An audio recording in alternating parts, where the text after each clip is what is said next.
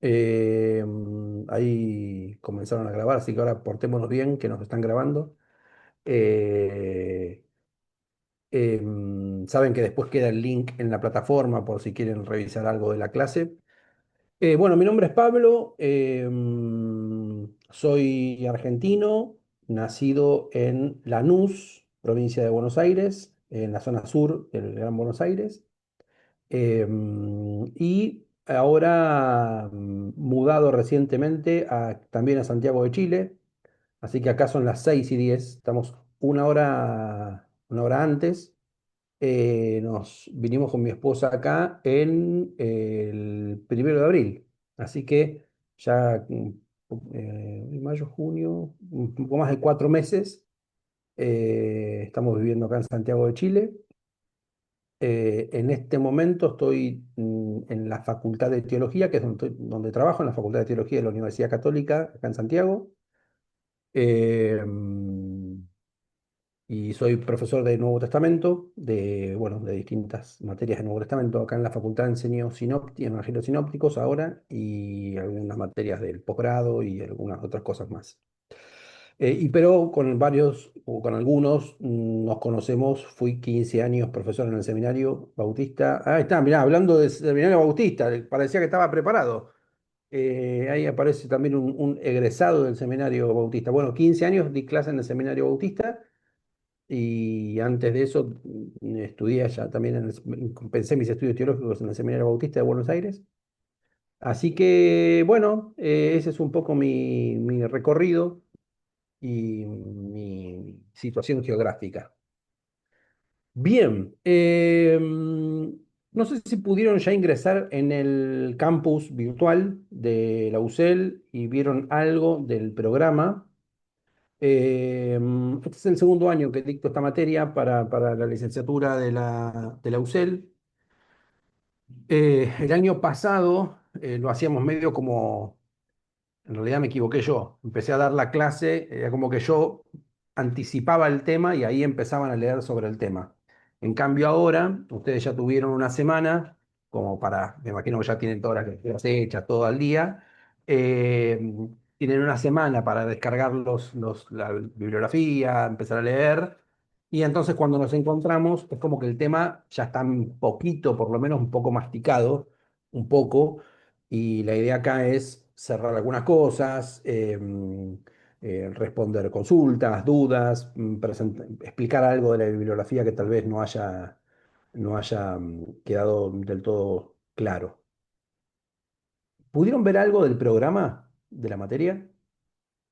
Mm, yo ahora les muestro, no voy a dedicar mucho tiempo en eso, pero por lo menos rapidito para tener como una especie de mapa. Vieron que los programas sirven para eso, para saber hacia dónde vamos.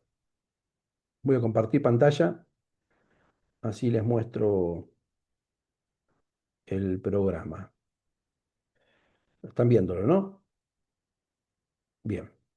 Bueno, hay una fundamentación que la pueden leer después con detenimiento y están los objetivos de qué es lo que nos proponemos, conocer los principales momentos de la vida de Pablo de Tarso, comprender los libros que componen el llamado Corpus Paulino, distinguiendo entre las que se llaman cartas auténticas de las llamadas cartas deuteropaulinas. Ya nos vamos a ir metiendo en estas cuestiones y aclarando estos términos. Distinguir algunas corrientes que hay en la interpretación de la teología paulina en los últimos siglos o décadas, valorando o tratando de hacer una valoración crítica de cada una y evaluar algunos de los principales aportes en los últimos avances que hay en el campo de los estudios paulinos, que eh, el campo de los estudios paulinos siempre es así como muy productivo. Pasaron 2000 años y se sigue escribiendo sobre lo que Pablo dijo, sobre lo que quiso decir, sobre cómo debe interpretarse. Hay mucha producción bibliográfica y se sigue investigando y escribiendo. Cada módulo es de una semana, por eso son 8 módulos, 8 semanas, que es lo que dura el bimestre. Y en cada módulo hay un tema, comienza con un foro de discusión. Hace un rato entré y vi que algunos empezaron a responder. Me estuve metiendo toda la semana a ver si ya podía responderle a algunos. Yo también estaba con ganas de empezar y así como ansioso, pero se hicieron rogar ustedes. Recién hoy que no pude, justamente el día que no podía contestar, vi que había algunos que ya empezaron a participar. Me interesa que podamos, que se pueda dar ese diálogo a través del foro, cuando son grupos así que no son tan numerosos, son dos estudiantes, es bueno mantener el diálogo. Ustedes saben que las carreras que son así a distancia, online, el tema de los contactos, de estar en contacto es importante, por lo menos en esos pequeños foros de discusión. Y en esos foros lo que planteo son preguntas vinculadas al tema de la semana. No es que está bien, no hay respuestas correctas o incorrectas en los foros, sino que son justamente para abrir la discusión, ¿sí? O para conversar sobre el tema. Hay una lectura que me habrán odiado cuando vieron la cantidad de páginas, que era para una semana, es una barbaridad. Ahora les voy a explicar algo, quédense tranquilos que esto no va a ser así siempre. Y les voy a explicar por qué les propongo esa lectura. Pero este año lo que hice fue incorporar una lectura alternativa. Porque hay una obra que el año pasado, cuando empecé a dar esta materia, todavía no había salido. Salió cuando ya la materia había empezado, que es este libro de Carlos Gil. Ahora les voy a contar algo de esto, que es lo más actualizado que tenemos en estudios paulinos en español, y que puede ser una lectura alternativa. Y después hay una actividad de entrega, esta sí es es la que se evalúa y se califica, eh, está la fecha y el horario del encuentro sincrónico, el horario es el horario de Argentina. Así que en el primer módulo, que es el que estuvieron viendo esta semana y el que hoy vamos a conversar, es un poco la biografía de Pablo de Tarso, que es como el escenario que nos va a permitir después, porque la materia se llama Cartas de Pablo, escritos paulinos, cartas paulinas. Entonces, reconstruir la biografía de Pablo después nos va a permitir ubicar a los escritos en su vida, o lo que se puede reconstruir de su vida, porque ustedes saben que en la literatura antigua, en la bibliografía antigua, no es fácil, los estudios antiguos no es fácil reconstruir la biografía muy específica de casi nadie. El segundo módulo, que es el que van a empezar la semana que viene, es el de la clasificación de cartas del Nuevo Testamento y esta cuestión de las auténticas o las deuteropaulinas. Van a leer algo de bibliografía sobre esto y toda esta discusión que hay al respecto de cómo entendemos las cartas de Pablo y cómo las clasificamos. Después vamos a tener una serie de semanas en donde vamos a mirar panorámicamente las cartas de Pablo. No sé si estoy del todo conforme con el orden que les pude dar, pero fue muy difícil agruparlas en cuanto a extensión de las cartas, ¿no? No poner todas las que son más largas, más extensas juntas, tampoco poner todas las cortitas, las que son más cortas juntas. Entonces, bueno, quedó así. Vamos a mirar la primera carta a los tesalonicenses y las cartas a los corintios. En la otra semana, Gálatas, Filipenses y Romanos. Después tendremos una semana donde estudiaremos Efesios y Colosenses, que son dos cartas que están vinculadas. Y una semana después, las llamadas cartas pastorales. Después, en el módulo 7, ya como en la tercera parte de la materia, vamos a ver algo sobre cómo está la situación de los estudios paulinos en el día de hoy, ya cuando tengamos un poco de recorrido. Y por último, vamos a ver la última semana un ejemplo específico, con un texto que está muy interesante sobre, que se llama así, cómo leer una carta de Pablo y cómo se abordan dos temas que son temas difíciles a veces de, de entender o de interpretar, no tanto de entender. Y van a ver que hay una bibliografía básica, que es la que tienen subida en PDF o la que van a encontrar en PDF subida en el campus para poder descargar. Y después hay una bibliografía complementaria muy amplia. Em, de la bibliografía, del primer libro que quiero hablar es de las páginas que tenían para hoy, que es este libro, Pablo de Tarso y los orígenes cristianos, de Giuseppe Barbaglio, un biblista italiano, como su nombre lo indica, que hizo estudios en Jerusalén, en Roma, ya fallecido. Fue un biblista muy importante. El libro en italiano se publicó, ya tiene varios años, tiene 40 años el libro, y se tradujo al español en el 89. Alguien podría decir, ¿y por qué leemos un libro que ya tiene 40 años si hay tantas cosas más actuales? La verdad es que en muchos aspectos es un libro que es muy claro. No sé si pudieron leer algunas páginas, por lo menos, de la propuesta, pero es un libro claro, preciso, y que en cuestiones de la biografía paulina, desde mi punto de vista, podemos discutir al respecto, no tengo la verdad en nada, pero en esto es un tema muy discutible. Es muy difícil encontrar un capítulo que sintetice, un libro que sintetice en un capítulo el tema de la biografía paulina y que lo haga claro. A mí me sorprendió, yo estuve leyendo en los últimos meses el libro de Carlos Gil. Es un libro muy bueno, como dije, muy actualizado. Él es un especialista en estudios paulinos y matiza todo, matiza mucho las afirmaciones que hace. Tal vez por eso, por tantas matizaciones que hace, es que tal vez para un curso introductorio a las cartas paulinas maree un poco la cantidad de información que propone. Y temas que tal vez se podrían discutir en un manual de introducción, en notas al pie, él lo discute en el cuerpo del texto y a veces se hace un poco, eran menos, ahí tuve que decidir, menos cantidad de páginas, hubiera ido por el texto de Carlos Gil. Pero bueno, no es tal vez tan claro como el amigo Barbaglio, que son algunas páginas, unas cuantas páginas más. De todas formas, como puse la lectura alternativa, si quieren leerlo de Carlos Gil, también pueden hacerlo, ¿eh? En o casi todas las unidades puse el capítulo correspondiente al tema del manual de Carlos Gil. Carlos Gil Arbiol, ahora hablo de él, no tengo el libro acá, lo tengo en mi casa. Carlos Gil Arbiol, que es el autor del manual, es un biblista español. Dio muchos años clases en la Universidad de Deusto, en Bilbao, en el norte de España. Después estuvo un tiempito en Salamanca, ahora está en la Universidad de Comillas, en Madrid. Especialista en Pablo, posiblemente en lengua española, uno de los especialistas más importantes que hay de Pablo y de escritos de cartas paulinas.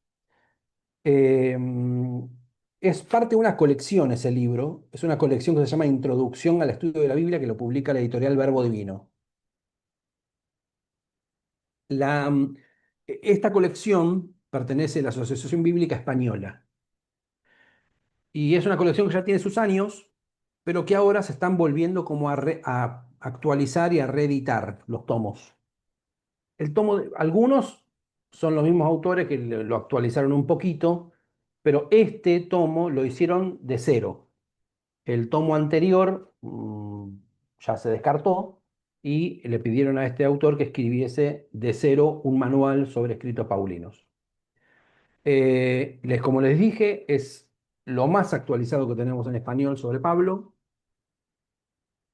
Tiene un primer capítulo un poco complejo, que lo vamos a dejar más, para mí es más para para el final de una materia sobre Pablo que para el principio. Eh, Tiene un segundo capítulo que es el de la biografía y tiene un tercer capítulo que es el de las cartas. Sobre todo el tercer capítulo me parece muy bueno. Y después introduce cada una de las cartas. La semana que viene, con el tema de la clasificación de las cartas, las lecturas que yo sugiero, si no quieren leer a Carlos Gil, son lectura de unos capítulos de estos manuales de introducción al Nuevo Testamento. Este es la introducción al Nuevo Testamento de Daniel Marguerat, que es un teólogo, un biblista suizo, eh, protestante. Marguerat en realidad es el editor. Son distintos autores, los distintos capítulos tienen distintos autores. La mayoría de ellos son franceses. Em, y bueno, de acá propongo una lectura para la semana que viene por el tema de la clasificación o las clasificaciones de las cartas paulinas. Y el otro también se llama igual, Introducción al Nuevo Testamento, de Raymond Brown, que es un biblista norteamericano, ya fallecido. Margaret no, Daniel Margaret vive, Raymond Brown ya está fallecido. Son dos de los manuales de introducción al Nuevo Testamento más, no son los más actuales, o sea, tienen sus años, pero en español es de lo mejorcito que tenemos, estos manuales de introducción al Nuevo Testamento. Todo eso lo van a ir teniendo en el campus en PDF. Y de la bibliografía complementaria, quiero nombrar tres libros simplemente como para saber algo, tener como una muestra gratis de lo que es el container de bibliografía que podríamos tener solamente de Pablo y distintas perspectivas. Un libro publicado por la editorial Herder de un biblista alemán que se llamó Joachim Nilka, se llama Pablo de Tarso, Apóstol y Testigo, que es una especie de reconstrucción de la biografía de Pablo. Está en la bibliografía complementaria del programa. Es un libro que, bueno, Nilka era un especialista en Nuevo Testamento, tiene un comentario del Evangelio de Marcos traducido al español, era un autor muy prolífico, eh, profesor en la Universidad de Múnich, y bueno, es un libro que está muy bien, ya tiene sus años, pero sigue estando bien. Si a alguno le gustaría profundizar un poco más en la cuestión de la biografía de Pablo, es una buena obra para tener en cuenta. Otro libro de un alemán, los alemanes han estudiado a Pablo, desde Lutero en adelante los alemanes han estudiado a Pablo a fondo, de este Jürgen Becker. Jürgen Becker es Pablo, el apóstol de los paganos, publicado por la editorial Sígueme. Jürgen Becker es un clásico, el libro ya tiene sus años, pero se sigue editando, Sígueme sigue publicándolo. La primera edición es del 96, la versión en español, ¿no? La obra original es del 92. Y también es un intento de reconstrucción biográfica y en el medio de la biografía va introduciendo las cartas paulinas.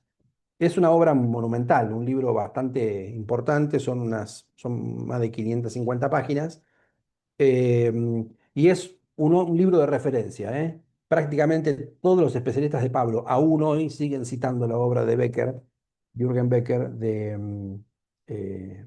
que está en español traducida por Sígueme. Este Becker bueno, hizo su doctorado en Heidelberg, en Alemania, y dio clases también en varias facultades, varias universidades en Alemania. Lo último, no soy vendedor de libros, quédense tranquilos, no tengo una librería, me encantaría, pero no me dedico a eso. Una rareza, pero no por eso menos interesante. Hay una colección que publica Verbo Divino que se llama Ágora, que suelen ser libros vinculados que relacionan el Nuevo Testamento con estudios desde las ciencias sociales.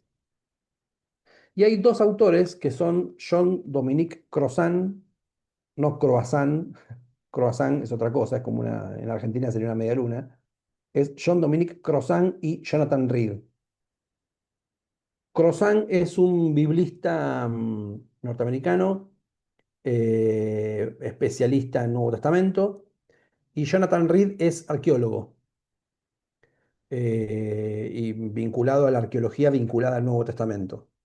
Este libro se llama En busca de Pablo, y el subtítulo es un poco largo, es El Imperio de Roma y el Reino de Dios frente a frente en una nueva visión de las palabras y el mundo del apóstol de Jesús. Es demasiado largo el subtítulo, pero justamente lo que hacen dialogar es, el libro está lleno de ilustraciones, de fotos, mapas, descubrimientos arqueológicos que tratan de ilustrar el trasfondo social del mundo de Pablo. Lo interesante de estos trabajos que son colaborativos es que hace dialogar justamente la Biblia con, en este caso, la arqueología, pero los estudios de la antropología cultural, de la sociología. Es un libro que es muy entretenido, está muy bueno. Y sobre todo Crozan es un autor que sabe escribir de manera que lo lean. Es decir, eh, tiene algunas cosas medio provocadoras a propósito, eh, pero bueno, es un libro que vale la pena. Por supuesto, no para una materia de introducción, pero pensando en después me pica el bichito y tengo ganas de seguir estudiando sobre Pablo. Todo esto, estos libros que les mostré, están en el programa y van a poder, bueno, buscarlos y encontrarlos. Porque el que busca, encuentra. Y eso lo dijeron antes de que se cree Internet. Bien.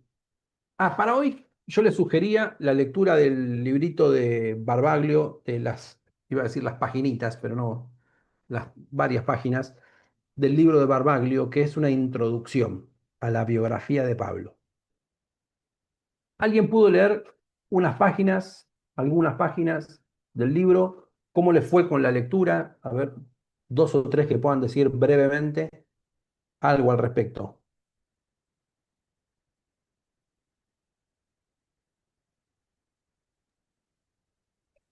Creo que es como decías vos, apreciamos o aprecio mucho que hayas seleccionado uno de los autores con una lectura relativamente fácil y era Fluida. así, era muy llevadero, se entendía y muy, sí, muy fácil de entender los puntos, cada tema que fue tocando. De las ciento y pico de páginas, habré leído 70 hasta la hora Oh, de la bien, clase, no está mal. o sea que falta la mitad todavía, pero sí, muy interesante. No tiene tantas notas, bueno, algunas páginas sí, pero las notas al pie no son como necesarias para entender el texto. Si bien que tienen mucha nota al pie, no las lean tan a fondo, pasen de largo, lean el cuerpo del texto. Claro, y además parecía como que no buscaba rellenar de lo que no tenía con qué rellenar. Ponía de Claro, esto no hay mucho sí. y siguió. Capaz que hay algunos temas donde uno dice, uy, estaría bueno tener más información, pero como en el caso del matrimonio, yo me esperaba, Ujú. a ver qué puedo decir algo que uno no sabe y no se explayó mucho porque dijo, Claro, bueno, es esto y chao. claro, claro. Bien. ¿Alguno más pudo mirar algo de la lectura? Sí, yo pude leerla, Bien. me pareció muy buena. Es cierto que las notas no son tan extensas. El problema es que yo me pierdo en las notas porque, claro, en realidad lo que busco es, o sea, obviamente le hace un resumen. Por ejemplo, el texto de Bornkamp, que está muy bueno, que ya también lo busqué como para ampliar. Y ahí además te vas enganchando. Gerd Tyson con el tema de la sociología, o sea, el contexto social de Pablo, entender la lucha el conflicto entre los itinerantes carismáticos y por qué sus defensas. O sea, hay cosas que si no uno las va perdiendo. Entonces, el texto en sí está muy bueno como aproximación y como vos decís, es muy asequible, entonces permite que uno tenga un panorama general bastante bueno, pero te Bien. deja este sabor a bueno, pero ¿y por qué plantea esto? Entonces ahí necesariamente tenés que ir a las notas y ver qué es lo que plantean. Con el riesgo en el caso de las notas, con el riesgo de saber que es un libro que tiene 40 años. Entonces, hay algunos estudios de los que él menciona, obviamente anteriores a él, o sea que tienen más de 40 años, que en algunos temas o están superados o hay otras nuevas perspectivas. Pero sí, es cierto, es la tentación que tienen las notas, ¿no? Que abren ventanas. Sí. Bueno, bien, bien. Interesante. Gracias por el aporte, Ezequiel, David. Em, Igual, profe, una sí, pregunta con dale. respecto a esto de que el libro es del 90 y pico. Eh, ¿Cuánto más, y sin sonar ignorante, disculpen, ¿no? Capaz es muy ignorante lo que voy a decir, Estamos pero aprendiendo. ¿cuánto más se puede redescubrir del 90 y pico al hoy en día sobre la bibliografía, ¿no? Capaz no del tema teológico, donde uno Mm. puede elaborar un poco más, pero desde algo biográfico que ya las ciencias están más, casi más desarrolladas y se entiende, no sé cuánto más se puede añadir a lo que tal vez ya hay, ¿no? Te sorprenderías, te sorprenderías. Eh, mm, En algunos temas hay consensos, por eso es que sigo usando el libro de Barbaglio, es decir, si Barbaglio decía algo que ya está súper recontra superado, no lo usaría. Digamos que lo básico, lo que afirma Barbaglio, básicamente está estable. Pero hay algunos estudios, sobre todo los estudios que tienen que ver con el judaísmo antiguo. Pablo, como muchos otros, pero Pablo especialmente ha sido en la historia de la teología y en la historia de la exégesis bíblica, ha sido leído a veces de manera muy anacrónica. Muchas veces se ha leído a Pablo como se lee en los escritos de Lutero, ¿no? Y estamos hablando de 16 siglos de diferencia. Eh, entonces, el conocimiento que en las últimas décadas hay y cada vez más sobre cómo era el judaísmo del siglo primero permite entender algunas de las cosas que Pablo dice de sí mismo y que dice de las iglesias. En la época en que Barbaglio escribió, ya había algo de esto, pero la verdad es que en ese mundo se sigue produciendo mucho. Eh, Así que, bueno, ese pues, sería un ejemplo, ¿no? Un ejemplo.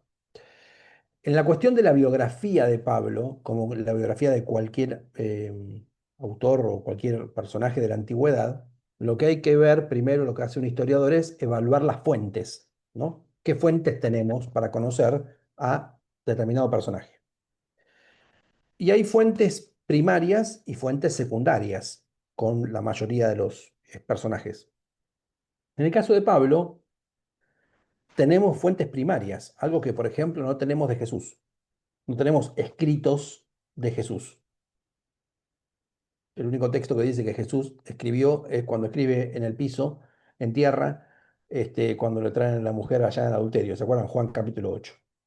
Y no dice el texto que después se haya hecho una copia y se haya publicado. Así que no sabemos si escribió una tesis, un artículo o un versículo del Antiguo Testamento, pero no hay nada escrito. O sea que lo que tenemos es fuentes secundarias, textos que décadas después hablan de su vida. El caso de Pablo es muy curioso. De los personajes del primer cristianismo, es posiblemente el personaje que mejor puede reconstruirse su biografía, más que la de Pedro, por ejemplo, o más que de cualquiera de los 12. ¿Por qué? Porque tenemos textos escritos por él. El hecho de tener textos escritos por él, de puño y letra, hace que tengamos un acceso a su pensamiento, a su vida, a su manera de comprender la fe, algo muy distinto a otros personajes. Y por supuesto tenemos también fuentes secundarias. Si solamente nos circunscribimos al Nuevo Testamento, tenemos el libro de los Hechos. El libro de los Hechos escrito por un fan de Pablo, por un ultra fan de Pablo que hace una especie de apología de Pablo en el libro. El libro de los Hechos, escrito varias décadas después de la muerte de Pablo, es un, un manifiesto de recuperemos la importancia que tuvo Pablo en los orígenes del cristianismo. Por supuesto, las dos fuentes, tanto las cartas paulinas como el libro de los Hechos, hay que leerlos de manera crítica desde el punto de vista histórico. Estoy hablando de una lectura para reconstruir la vida de Pablo. Porque ambos textos, como todo texto, tiene una perspectiva subjetiva. En Hechos, lo que acabo de decir, el autor del libro de los Hechos se tiene un propósito muy claro que tiene que ver con defender a Pablo. Para eso resalta algunas cosas y deja fuera varias. Por eso, cuando leemos y contrastamos la figura de Pablo que aparece en Hechos con la de las cartas, y a veces hay tensión.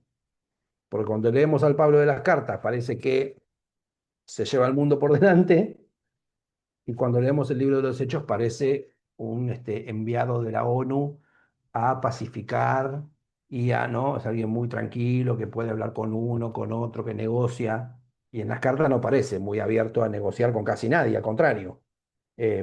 tiene un lanzallamas a veces. Entonces es bastante diferente la imagen de Pablo en las cartas que la imagen de Pablo del libro de los Hechos. Entonces por eso hay que, incluso dice, eso lo dice Carlos Gil en su libro, también hay que leer críticamente las cartas paulinas para reconstruir la historia, la biografía de Pablo. Porque también lo que Pablo escribe en sus cartas de su propia vida, lo escribe en función del mensaje que él quiere transmitir en sus cartas. Entonces a veces enfatiza ciertos aspectos que tal vez históricamente no hayan sido tan centrales en su vida, pero él para esa carta específica le sirve como argumento. El tema más obvio tal vez o más claro es la polémica detrás de la carta a los Gálatas. En la carta a los Gálatas hay una polémica. Y Pablo ahí da mucha información sobre su vida. De hecho, para la reconstrucción de la biografía de Pablo hay dos textos muy importantes. La carta a los Gálatas, capítulos 1 y 2. La carta a los Filipenses, el capítulo 3. Eh, y podríamos decir que la segunda carta a los Corintios, los capítulos 10 al 13, y tal vez eh, algún que otro fragmento más. Pero ahí tenemos mucha información dada por él mismo sobre su vida, que cuando lo contrastamos con el libro de los Hechos, el autor de Hechos, hay varios elementos de la vida de Pablo que deja fuera, que no cuenta. Eh, bien, simplemente como para empezar a ilustrar algunos temas, les voy a mostrar una presentación en PowerPoint. Vamos acá. Sé que no tenemos tanto tiempo de clase, pero trataremos de aprovechar todo lo que podamos. ¿Se está viendo, no, la presentación? Bien.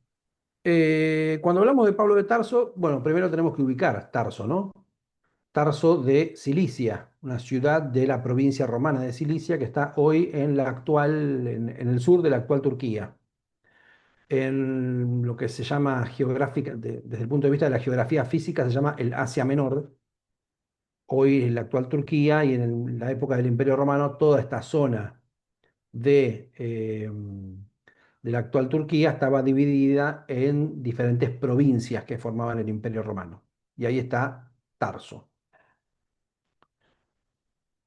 En Tarso hay algunas ruinas de la época romana, no muchas, pero hay algunos vestigios del paso del imperio.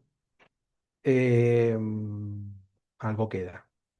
Y por supuesto no se lo van a perder. Hay una iglesia, la iglesia de San Pablo en Tarso, que los turistas pueden visitar.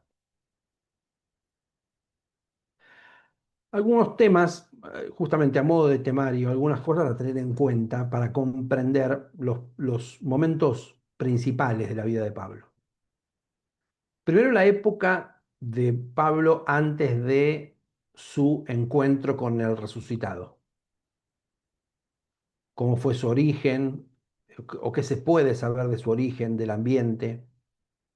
En este ámbito, por lo que decía Ezequiel hace un rato, de esto es que hay muy poca información en el Nuevo Testamento y sí es de lo que más se escribe, ¿no? Por el conocimiento que hay del mundo judío. Después, la experiencia que tiene con Cristo resucitado y cómo Él la describe. Porque nosotros tenemos el recuerdo el relato del libro de los Hechos, en el camino a Damasco, pero no necesariamente recordamos lo que Pablo mismo dice en sus cartas. Después las primeras actividades misioneras, no mencionadas en el libro de los Hechos, pero que sí Pablo hace alguna referencia. La época de Pablo vinculado a la iglesia de Antioquía, aparentemente la primera comunidad que lo recibe y en la que se forma la iglesia de la ciudad de Antioquía. Y por último, la última etapa de la vida de Pablo, la de Pablo ya independiente, cuando él corta el lazo con Antioquía y empieza su tarea como misionero independiente. Es importante recordar que todo lo que sabemos de Pablo por sus cartas corresponde a este periodo de tiempo. Todo es de este periodo, los escritos paulinos. Eh, de hecho, el texto más antiguo que tenemos de Pablo, la primera carta a los tesalonicenses, la podemos datar en torno al año 50, mientras que se supone que la época de Pablo, seguidor de Jesús, aparentemente sería, la mayoría de los historiadores lo ubica a mediados de la década del 30, año 36 aproximadamente, 35, 36. Bueno, un repaso geográfico muy sencillo y muy somero de la geografía de Pablo o del mundo que se menciona en Hechos o en las cartas paulinas. Em, bueno, por supuesto, Tarso, como vimos recién, Antioquía, que está relativamente cerca, Jerusalén en la zona sur, toda esta zona que es la que vimos antes en el mapa del Asia Menor, lo que está en mayúscula son nombres de provincias romanas, mientras que los que están en minúscula son ciudades. Troas, Éfeso, Mileto, Iconio, Listra, Derbe, Filipo, Tesalónica, Berea, Atenas, Corinto, ¿sí? Roma, todas ciudades que nos suenan a partir de las cartas paulinas o del libro de Hechos. La experiencia que tiene Pablo con Jesús resucitado la describe, una de las veces que la describe es en la carta a los Filipenses. Pero lo que era para mí ganancia, lo he juzgado una pérdida a causa de Cristo. Filipenses capítulo 3 es una de las, como dije antes, una de las fuentes primarias más importantes. Esta es una de las pinturas más clásicas de la llamada conversión de Pablo. Siempre pintaban un caballo, aunque ya ustedes saben que el caballo no hay que buscarlo en el Nuevo Testamento porque no está, y menos un corcel de este tipo, ¿no? Una de las ciudades más vinculadas al origen, al comienzo de la vida de Pablo como seguidor de Jesús es la ciudad de Damasco. Y en la actual Damasco hay, por supuesto, una casa que es una especie de museo que está consagrada a la memoria de Ananías, personaje que Pablo nunca menciona en sus cartas, pero que sí aparece en el relato del libro de los Hechos, ¿se acuerdan, no? El que lo recibe al Pablo ciego después de ese encuentro con el resucitado, camino a Damasco. Lo interesante, o una de las cosas interesantes para mí, es que Pablo nunca se refiere a esa experiencia que él tiene como una experiencia de conversión. Nosotros estamos acostumbrados, o algunos están acostumbrados, a hablar de la conversión de Pablo. De hecho, ese suele ser el título que ponen algunas Biblias en español de ese fragmento del libro de los Hechos, que de hecho para el autor del libro de los Hechos tiene mucha importancia porque lo relata tres veces. Cuando ocurre, en el capítulo 9 en el relato, y después dos veces más, Pablo, frente a distintas autoridades, cuenta el mismo evento, con detalles distintos. De hecho, hay estudios que los estudian de manera comparativa, porque hay elementos que no coinciden. Pero esa experiencia, ni siquiera el libro de los Hechos la llama conversión, porque la palabra conversión implica tal vez un giro y hasta incluso un cambio religioso. Pero ese evento que evidentemente provocó un cambio en la vida de Pablo, lo denomina o lo llama la vocación o la llamada de Dios. Ese es el modelo que utiliza Pablo para reinterpretar esa experiencia que él tiene.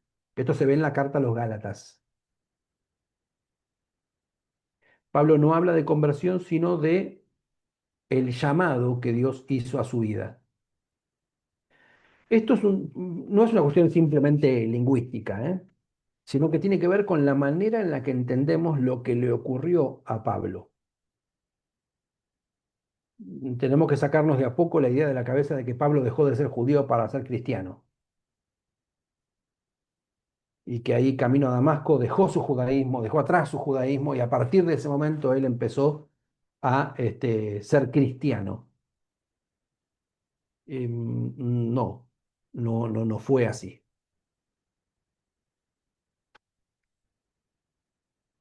¿Qué referencias tiene Pablo a estas primeras actividades misionales que las menciona en la carta a los Gálatas? Después del encuentro que él tiene con Cristo resucitado, Pablo dice que desarrolla una actividad por un tiempo antes de ir a Jerusalén. Esto lo dice en la carta a los Gálatas, capítulo 1 y 2.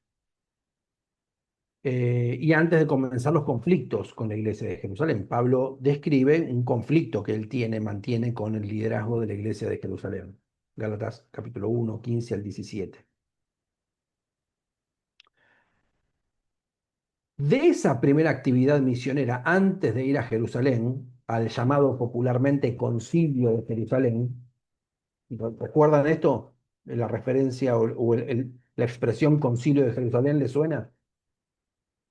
Este evento, esta reunión, aparentemente, que el libro de los Hechos describe en el capítulo 15, una reunión en donde la discusión gira en torno a la apertura o no a los gentiles. Pablo da su versión en la carta a los Gálatas. El capítulo 2, del 1 al 10, o del 1 al 15, depende cómo se vea, es la versión paulina, mucho más cerca de los acontecimientos que la versión lucana que tenemos en Hechos 15. Ahora, antes de esa fecha, que se supone que esa reunión, la palabra concilio es un poco anacrónica también, esa reunión que se hace en Jerusalén, se suele datar en torno al año 48-49. ¿Qué pasó antes, digamos, desde su encuentro con el resucitado hasta que Pablo va a Jerusalén para esta reunión? Solamente la fuente la tenemos en la carta a los Gálatas. Y en el relato a los Gálatas, Pablo hace referencia a dos centros geográficos, o tres. Antes de ir a Jerusalén, dice él que va a Arabia y que después va a Damasco. Y esto trae algún conflicto, porque evidentemente Arabia no es Arabia Saudita, ¿no? Pero ¿a qué se refiere Pablo cuando habla de Arabia, cuando menciona Arabia en la carta a los Gálatas? Dice Pablo ahí en Gálatas que teniendo conciencia de que era Dios el que lo estaba llamando, antes de ir a Jerusalén a pedir autorización, dice el texto que Pablo dice que él va a Asia Eis Arabian. Asia, el Arabian. ¿Qué es Arabia? Bueno, la mayoría de los investigadores cree que Arabia es lo que se conoce geográficamente como la región del Arabá, al sudeste de Damasco, al este del Jordán, que era la zona donde gobernaba un reino que no eran los romanos, todavía en la época de Pablo no habían llegado los romanos a esa zona, sino que había un reino vecino que era el reino nabateo, cuyo gobernador era un rey llamado Aretas IV. Esa zona, los nabateos fueron un reino que le hicieron bastante resistencia a los romanos. Recién a fines del siglo I los romanos logran conquistar el reino nabateo. El rey Aretas IV fue un rey nabateo durante un tiempo muy largo y la capital de los nabateos era la mítica ciudad de Petra. Ahí tienen ustedes la famosa imagen de Petra. ¿Escucharon algo alguna vez de Petra o vieron algo de Petra alguna vez? ¿Sí? Habrán visto Los Cazadores del Arca Perdida, Indiana Jones. Bueno, hay una escena filmada en este lugar, o los que son un poco más jóvenes habrán visto la primera de los Transformers. También tienen una escena grabada en ese lugar. Petra es una ciudad tallada sobre la roca.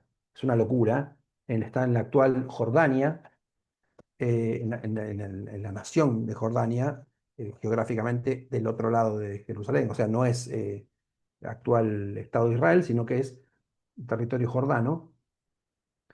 Eh, y es una ciudad tallada en la roca, es una locura. Era la capital de este reino nabateo, a donde aparentemente Pablo está un tiempo. Muchas veces, algunos de los biógrafos de Pablo, que tal vez no son tan estrictos históricamente hablando, suelen decir que Pablo, después de su conversión, tiene un periodo donde él se va como a meditar al desierto de Arabia, ¿no? Y va como a reflexionar y a tener una especie de encuentro monástico, como si fuera parte de los padres del desierto. Y en realidad es bastante distinto a lo que Pablo mismo dice de ese periodo. Algunas imágenes de lo que era la antigua y la actual Petra. Esta es una foto de los restos de la Petra moderna. Después de ese periodo, en la Arabá o en la Arabía, regresa a Damasco. Y en esa segunda estancia de Pablo en Damasco, la única referencia que tenemos es la que él cuenta en la segunda carta a los Corintios. ¿Alguien tiene y puede leer segunda Corintios capítulo 11, versículos 32 y 33?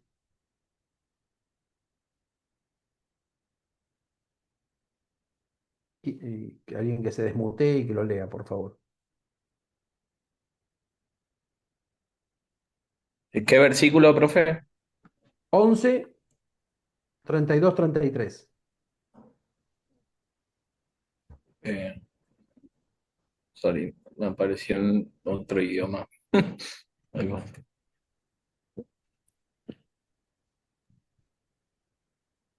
Sí, Yo lo tengo estando ahí. yo en Damasco, el delegado del rey Aretas vigilaba la ciudad de los damasenos con la intención de prenderme. Pude escapar de sus manos, pero siendo descolgado por una ventana muralla abajo en un canasto. Bien, o sea que, bien que este Aretas podemos decir que es un personaje bíblico. No siempre estábamos al tanto de que este rey Aretas, el rey de los nabateos, es mencionado en el Nuevo Testamento. Este famoso rey vinculado a la mítica ciudad de Petra estaba aparentemente persiguiendo a Pablo o a su equipo, a Pablo y a su equipo misionero, y lo persiguen hasta Damasco. Lo van a buscar hasta Damasco. Y logra escapar de Damasco en una escena también cinematográfica. Aparentemente lo descuelgan, según lo que Pablo mismo dice, lo descuelgan de una ventana en una canasta. Acá tengo en doble columna, en los mismos versículos que leyó recién Ezequiel, y después tenemos la versión que se cuenta en el libro de los Hechos, que tiene bastantes detalles distintos. Una escena parecida, pero donde dice que son los judíos los que están persiguiendo a Pablo, pero la manera de huir ahí en Damasco es la misma. Es de la muralla, de una de las ventanas de la muralla, lo terminan descolgando en un canasto. Bueno, esa escena, ese evento, Pablo lo ubica en ese periodo del cual el libro de los Hechos no dice absolutamente nada, en ese periodo vinculado en conflicto con los nabateos, con la zona del Arabá, la zona de la Arabia antigua, ¿no? Eh, y huyendo del rey Aretas. Obviamente, en la actual Damasco hay una muralla que no es del siglo primero y hay una ventana que se la conoce como la ventana de Pablo. Así que si algún día van a Damasco, le van a mostrar la ventana y se van a poder sacar una foto con una ventana que no es evidentemente, pero que la rememora a la ventana esta que se menciona en dos textos del libro de los Hechos, del Nuevo Testamento, perdón. Sea lo que fuera lo que pasó, el final del ministerio de Pablo en Damasco terminó de manera cinematográfica Y no hay ningún registro, ni en las cartas, ni en hechos, de que Pablo haya vuelto a Damasco. Eso habrá sido declarado persona no grata o no sabemos qué fue lo que pasó, pero parece que a Damasco no volvió. Ese primer periodo del Pablo cristiano, seguidor de Jesús, que habrían sido unos 3 años aproximadamente, están vinculados a esos tres o a esos dos lugares. La ciudad de Damasco, la zona del Arabá, que es el reino nabateo, y una segunda estancia en Damasco, donde termina huyendo de los nabateos y del rey Aretas.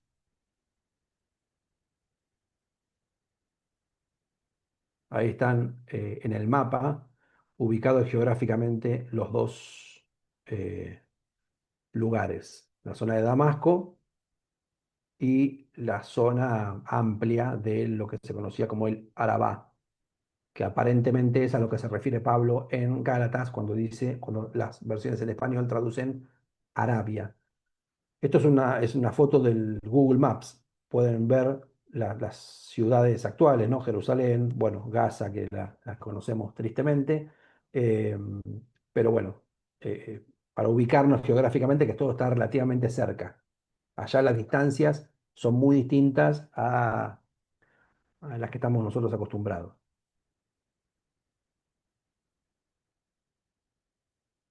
El periodo siguiente de Pablo estuvo vinculado a la ciudad de Antioquía de Siria. Siria era una provincia romana muy importante al norte de Judea. Si voy al mapa anterior, perdón, Siria está acá, al norte del actual Estado de Israel. Y la etapa que siguió de Pablo cuando termina huyendo de los damasenos, no de los damasenos, sino los del rey Aretas, es la etapa formativa vinculada a la comunidad, a la iglesia de Antioquía de Siria. Antioquía, la ciudad de Antioquía, era una ciudad muy importante en el Imperio Romano. Era la tercera en cantidad de habitantes, después de Roma y Alejandría. Antioquía era la tercera, acá está ubicada en el mapa. Es relativamente cerca de Tarso. Tarso estaba por acá enfrente. Era una ciudad muy importante, había una comunidad judía muy importante en Antioquía. De hecho, Flavio Josefo menciona que había varias sinagogas en Antioquía, lo cual habla de la cantidad de población judía que había. Eso puede explicar por qué la primera generación cristiana tuvo tantos seguidores en Antioquía y cómo rápidamente hubo una comunidad de seguidores de Jesús en Antioquía, cuando el movimiento había surgido en Jerusalén o Galilea, empezó a extenderse hacia el norte. Entre la llamada conversión de Pablo y continuada por esta misión que describíamos antes con el rey Aretas y toda esta cuestión, y el año 50 o 49, que es la época del comienzo de la misión independiente, hay más o menos unos 12 años que Pablo está vinculado a la iglesia de Antioquía. 12 años. Esto es antes de las cartas paulinas. Es, diríamos, un periodo, si quieren, formativo. Igual es muy discutible ese término, ¿no? Pero ese periodo previo al Pablo, entre comillas, digo, misionero que conocemos a través del libro de los Hechos, es un periodo de 12 años vinculado a Antioquía. Es el periodo más largo seguido de Pablo, de la vida de Pablo, vinculado a un lugar específico, a un lugar geográfico, que es la ciudad de Antioquía y a la comunidad de Antioquía. No siempre cuando leemos el libro de los Hechos tomamos dimensión de la cantidad de tiempo, porque el libro de los Hechos, bueno, ni hablar las cartas de Pablo, mencionan bastante poco de la estadía de Pablo en Antioquía. Pero en cantidad de años fueron mucho más los años que Pablo estuvo en Antioquía que los que estuvo viajando y plantando comunidades. Eso también nos ayuda como a comprender un poco más eh, la biografía de este personaje. Y en esa época en la que Pablo está vinculado a Antioquía, vamos a mencionar algunos eventos importantes. Y con esto voy cerrando por lo menos mi exposición, porque sé que después tienen otra materia. Y ya Ángel me está a punto de tirar con algo. Eh, Primero es la misión antioquena, lo que tradicionalmente se conoce como el primer viaje misionero. ¿Por qué lo llamamos misión antioquena y no primer viaje misionero? Porque ya vimos que Pablo tuvo experiencias misioneras antes del llamado primer viaje misionero. Nosotros estamos muy acostumbrados a los mapas que vienen atrás de las Biblias que dicen primer viaje, segundo viaje, tercer viaje. Bueno, eso es forzar el texto o solo quedarnos con lo que cuenta el libro de Hechos. Pero antes de lo que esos mapas denominan primer viaje misionero, sabemos por el mismo Pablo que Pablo ya había hecho viajes en misión. Así que lo vamos a llamar misión antioquena, porque es Pablo como misionero vinculado a esa comunidad de Antioquía. Es lo que se narra fundamentalmente en los capítulos 13 y 14 del libro de Hechos. Después de eso viene el episodio del Concilio de Jerusalén o de la reunión en Jerusalén que mencioné hace un rato, narrada en Hechos 15, pero narrada por el mismo Pablo en Gálatas 2. Posterior a eso, posiblemente muy vinculado a eso, hay una visita de Pedro a Antioquía que el libro de los Hechos no menciona. Posiblemente el autor decide silenciar ese episodio, pero que sí lo cuenta Pablo en Gálatas, y posiblemente el autor de Hechos lo silencia porque fue un encuentro que no terminó bien, por lo que el mismo Pablo cuenta en Gálatas 2, 11 y 14. Algo que provocó una ruptura entre Pablo y la iglesia y que dio origen al comienzo del periodo independiente, que es lo que se narra a partir de Hechos 15:36 en adelante, lo que tradicionalmente se llama segundo viaje misionero. Ese llamado segundo viaje misionero ya es la época de Pablo como misionero independiente y es ahí cuando empieza a escribir las cartas que forman parte de nuestro Nuevo Testamento.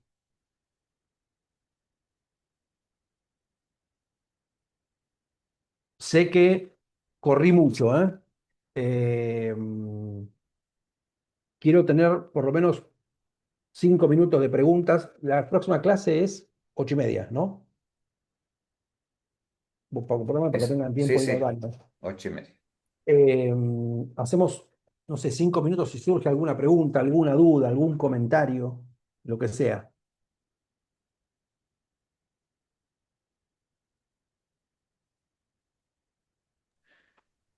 Consulta, Dale. Pablo, no sé si lo mencionaste, pero año aprox, o sea, desde este periodo antioqueño, como tú dices, a Sí. lo que sería el comienzo del periodo independiente. El comienzo del periodo independiente es después del Concilio de Jerusalén, que esto es 48-49, el comienzo del periodo independiente, que es la época del Pablo independiente y en donde empiezan a aparecer las cartas. ¿Cuándo comienza exactamente el periodo antioqueno? No es tan fácil, pero se supone que son de ahí 12 años para atrás, por las mismas referencias cronológicas que Pablo da en Gálatas. O sea que si fuera el 48, ahí tenés que retroceder al 36.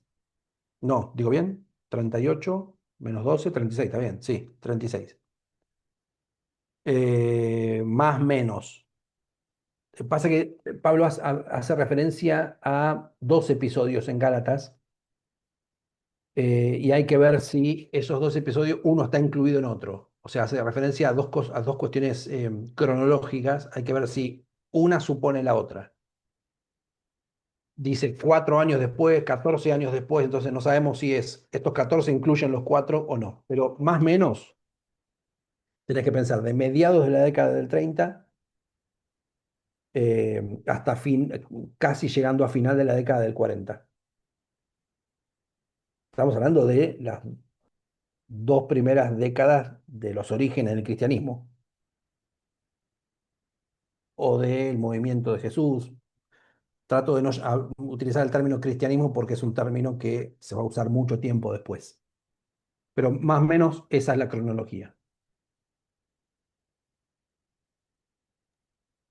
Pablo, ¿los nabateos eran considerados musulmanes o al ser árabes era una Bueno, comunidad judía, tal vez? pasa que el origen del Islam es muy posterior, pero Claro. eran, digamos, no eran romanos desde el punto de vista religioso. eh, Eran muy abiertos. De hecho, es muy loco lo que hay en Petra, pero hay como una superposición de religiones, incluso se ve en la arquitectura. Ves que algunas de las cosas que quieren representar incluyen elementos que vienen de la arquitectura religiosa grecorromana y otras que vienen de la arquitectura religiosa egipcia. Entonces vos ves, no sé, la típica columna que imita la arquitectura religiosa de los templos griegos con una pirámide arriba. O sea que es una cosa, un mix muy curioso el tema de la religión de los nabateos. No hay que se sepa, no había judaísmo en esa zona, que se sepa, que yo recuerde. Eh, Reafirma más todavía el tema de él hacia los gentiles, digamos, o sea, justo que haya ido. sí, sí, sí, sí, sí, no hay, sí, absolutamente, sí. No hay que se sepa vestigios de presencia judía. Me puedo equivocar en esto, ¿eh? Habría que investigarlo un poquito más, pero creo, estoy casi seguro que no. Eh, sí. Bien, ¿alguna pregunta más? No les quiero quitar tiempo de su recreo, ¿eh? Si no, después el otro profe o ustedes se van a acordar de mí. Bueno, lo que les propongo es, la próxima lectura es un poco más breve. Si quieren leer la lectura de Barbaglio, pueden hacerlo, pero comiencen con la lectura que sigue. La lectura que sigue es el tema de las cartas. Nosotros vamos a retomar algo de la biografía de Pablo en el próximo encuentro, pero vamos a hablar de la clasificación de las cartas paulinas. Entonces, lean el texto que corresponde que van a encontrar en el programa y entonces en clase podemos conversar un poco más y no ser yo tan expositivo, podemos conversar un poco más sobre lo que hayan podido leer. ¿Les parece bien? Bueno, buen comienzo de bimestre. Gracias por el tiempo invertido. Y bueno, gracias Ángel por la ayuda. Gracias, profe. Nos Gracias, vemos. profe. Que tengan Excelente. buena Muchas tarde. gracias. Gracias, Para todos. Nos vemos gracias. pronto. Nos vemos. Chao, Gusto. chao. Chao.